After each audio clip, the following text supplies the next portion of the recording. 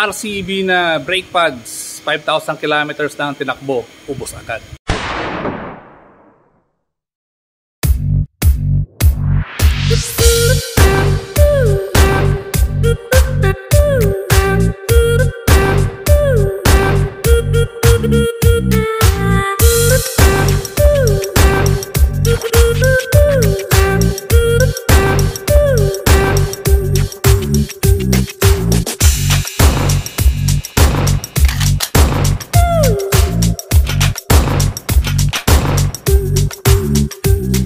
So bali sumali ako sa isang endurance challenge na 5,000 kilometers. Ito ay tinatawag na Luzon Quest 5,000 Endurance Challenge.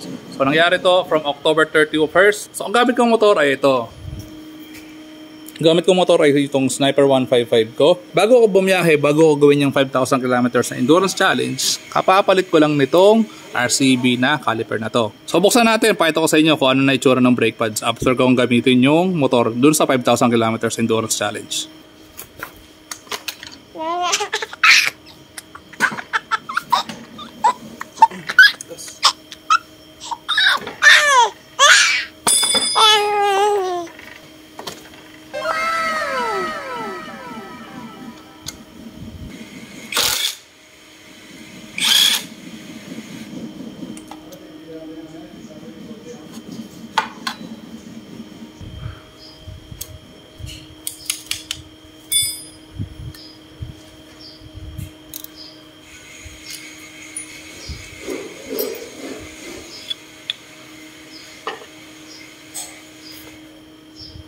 So ito yung brake pads. Ito nyo naman, halos ubos na talaga. Konting-konti na lang, wala na yan. So paano nangyari yun? Ba't naubos agad yung aking brake pads after 5,000 kilometers na biyahe? So malaking factor dyan, itong rotor disc mo.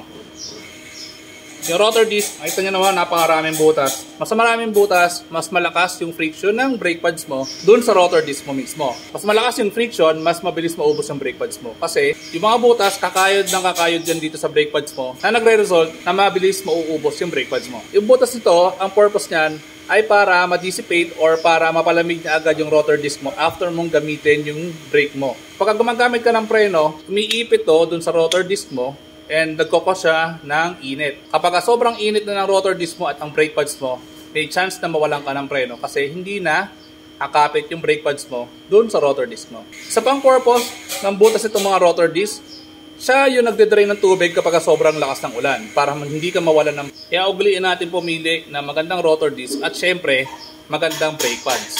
Marami na ako nasubukang brake pads na aftermarket at may mga ilan talaga gumamit ka ng ganong klaseng brake pads.